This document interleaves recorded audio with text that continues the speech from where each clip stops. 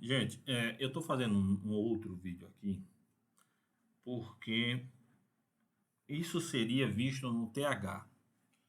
Mas como a gente não sabe se vai ter TH, e isso é muito importante para vocês, eu vou falar um pouquinho sobre a ausculta cardíaca, certo?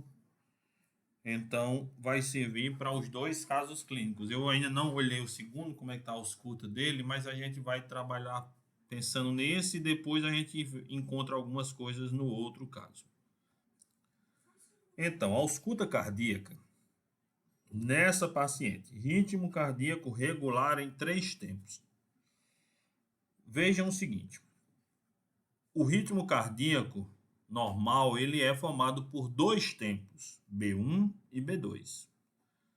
O que é B1? O que corresponde a B1?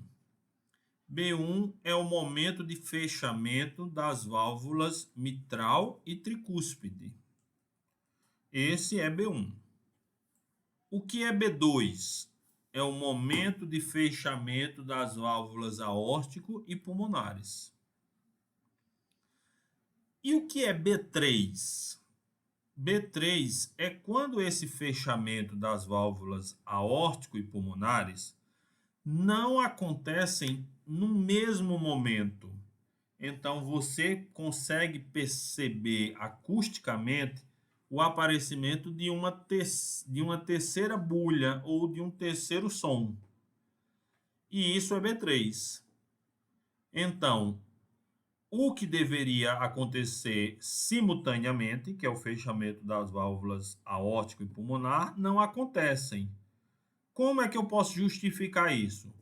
Numa hipertrofia de ventrículo esquerdo, o ventrículo muito grande faz com que haja um retardo no fechamento da válvula aórtica. E aí a válvula pulmonar se fecha antes e a gente percebe essa terceira bulha. Pode também ser o que chama de desdobramento de B2. É quando existe esse momento, ele não é um único som, ele não é aquele som agudo do tá. A gente consegue perceber que o som é dobrado, então ele é tra, mas é uma única bulha. Na B3, não. Na B3 é tum, tá, tá. Então, o desdobramento de B2 é tum, tra. E a B3 é tum, tá, tá. Mas, fisiologicamente, elas têm a mesma causa, que é essa hipertrofia do ventrículo esquerdo. Certo? Ou uma hipertrofia muito grande do ventrículo direito, uma insuficiência cardíaca muito grande do ventrículo direito, que aí a válvula aórtica fecharia-se antes da válvula pulmonar. Isso é muito, muito raro, mas pode acontecer. Então, mas o ritmo ele é regular se ele tiver uma sequência. Se todas as auscultas for tum-tatá, tum-tatá, tum-tatá, existe uma regularidade nisso. Então, por isso, um ritmo cardíaco regular em 3 tempos. Bulhas cardíacas normofonéticas. A percepção acústica está normal. Mas vamos falar dessa fisiologia cardíaca. Vejam, quando o sangue chega nos átrios, os átrios estão em diástole, e aí eles começam a receber uma grande quantidade de sangue. Vem o estímulo elétrico que define que é o momento do átrio entrar em sístole. Então o átrio começa a se contrair, para fazer com que o sangue siga em direção aos ventrículos. No momento da contração atrial, o estímulo ainda não chegou na musculatura ventricular. Então o ventrículo está em diástole. Então, átrio em sístole, ventrículo em diástole. Só que esse sangue que está dentro do átrio, ele ainda não consegue passar por ventrículo porque existe uma barreira fisiológica que são as válvulas mitral e tricúspide. Essas válvulas estão fechadas, impedindo que esse sangue chegue ainda no ventrículo. Quando o átrio vence essa resistência, ele se contrai até que ele vence essa resistência, as válvulas se abrem, o sangue passa para esse ventrículo que está lá ainda com a musculatura flácida em diástole. E aí esse ventrículo começa a se encher, e o ventrículo começa a entrar na sua sístole. Quando o ventrículo começa a entrar na sua sístole, o sangue que ora está dentro do ventrículo tem duas opções: ou retornar para o átrio ou passar para o sistema arterial. Só que a primeira opção ela é mais fácil por enquanto, porque as válvulas tricúspide e mitral ainda estão abertas. Então, quando o sangue quer retornar, aí o coração fecha essas válvulas. E aí é a percepção da primeira bolha cardíaca. Fechamento das válvulas mitral e tricúspide. Por isso que as válvulas mitral, que o B1, que é o fechamento dessas, é mais perceptível nos focos mitral e tricúspide, que são os focos da base cardíaca. Depois o ventrículo entra numa fase de contração isovolumétrica. O volume dentro desse ventrículo é o mesmo, só vai aumentando a força dessa contração. E aí vai aumentando, até que o ventrículo consiga vencer a resistência das válvulas aórtico e pulmonar. E o sangue, então, passa para o sistema arterial. A passagem desse sangue para o sistema arterial encontra uma resistência nessas artérias, porque as artérias também têm musculatura robusta e estão lá diminuindo o seu volume, né, a sua luz. E esse sangue, então, quer voltar para onde tem menos resistência, para o ventrículo. Só que esse momento de volta, ele é impedido pelo fechamento das válvulas aórtico e pulmonar. E isso é B2. Então, B1, fechamento de válvulas mitral e tricúspide. B2, fechamento de válvula aórtico e pulmonar. Certo? Depois, qual é a percepção acústica patológica em B1 e B2? São os sopros. Porque o fluxo sanguíneo, ele não é percebido pela ausculta. Vejam que o que a gente percebe na ausculta são fechamento das válvulas. Se esse fluxo sanguíneo for percebido, ele é percebido com essa sensação de sopro. E quando é que sopra? Quando esse fluxo ele não encontra uma passagem facilitada. Quando existe algo dificultando a passagem desse sangue para as próximas camadas ou para as próximas câmaras. Então, essa passagem ruidosa, ela é perceptível como sopro.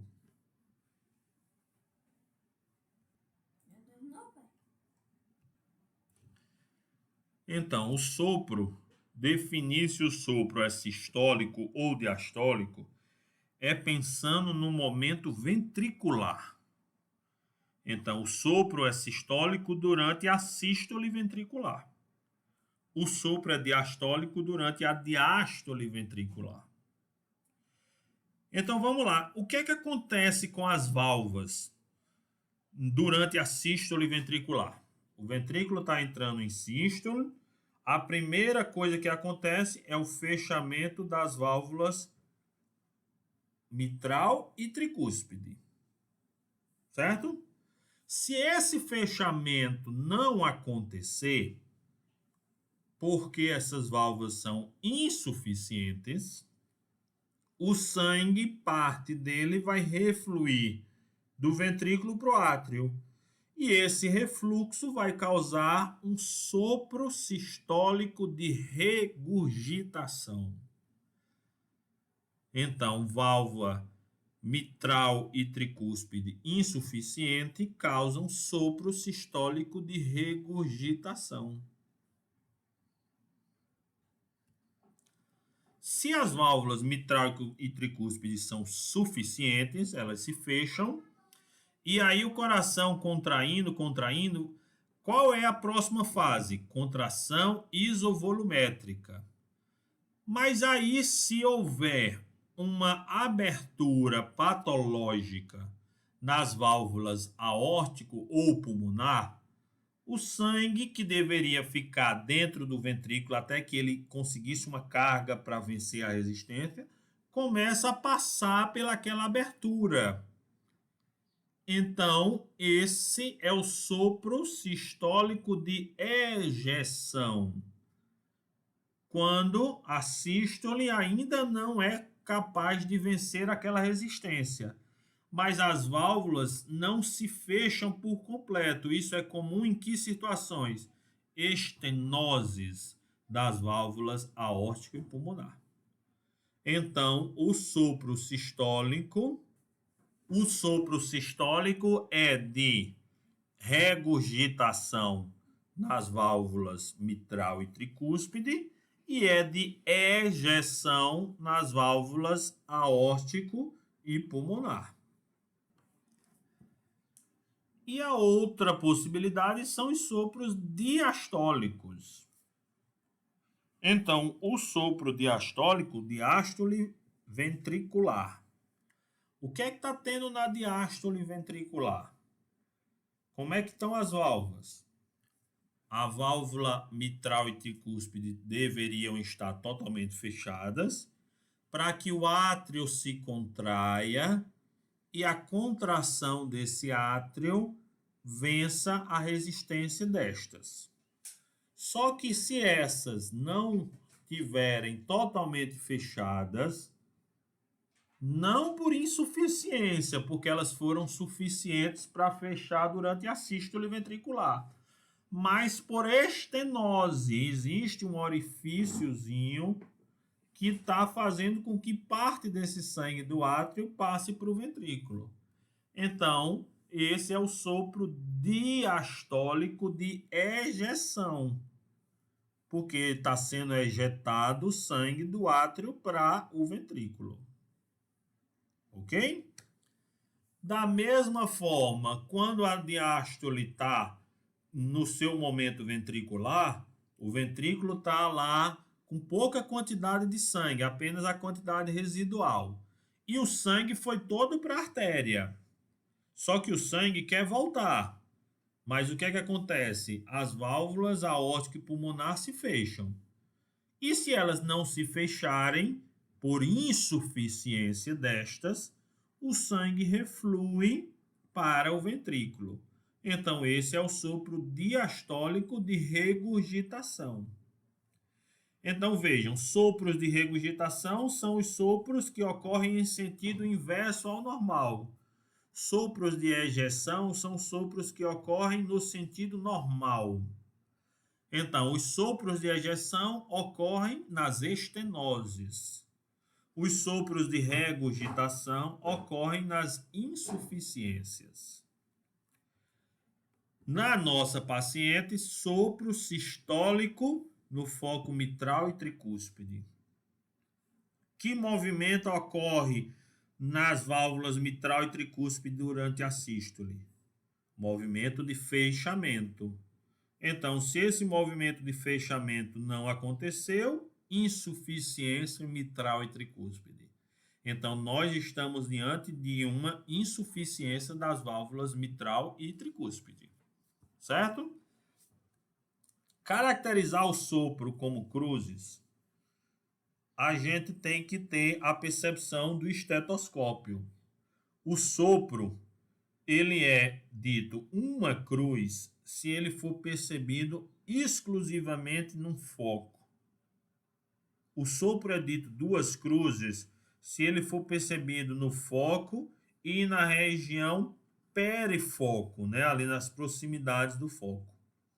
O sopro ele é dito três cruzes se ele irradiar para regiões próximas, braço, região axilar. Então, esse é o sopro 3 cruzes.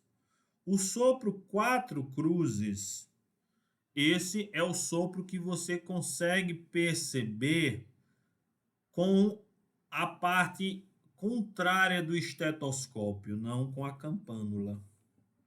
O sopro 5 cruzes é o sopro que você consegue perceber sem precisar nem tocar o esteto no paciente, apenas aproximando. E o sopro 6 cruzes é o que você consegue perceber na sua mão, só em tocar, você já consegue perceber o sopro 6 cruzes.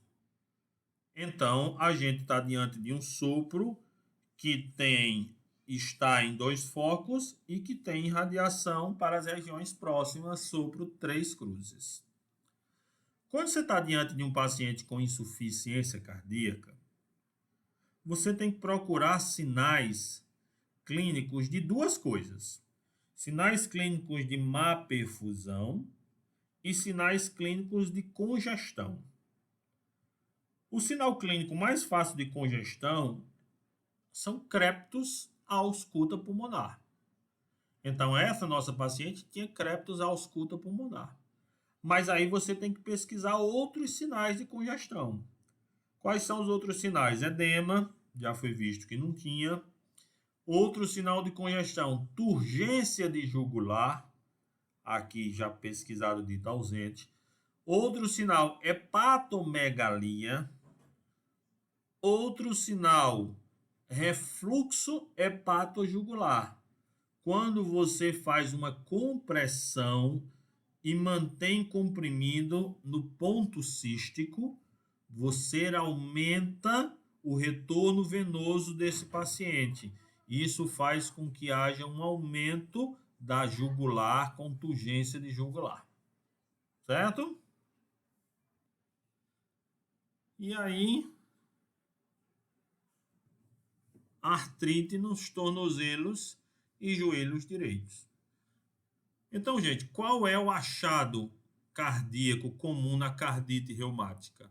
Exatamente insuficiências de válvula mitral ou tricúspide.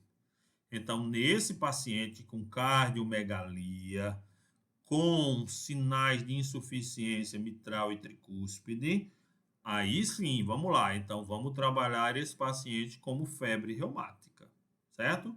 Mas a gente não poderia esquecer as outras coisas, ok? Certo? Então, gente, de novo, nossas referências que vocês já conhecem. E boa semana para todo mundo. Vamos lá para o segundo caso, já já. Um abraço.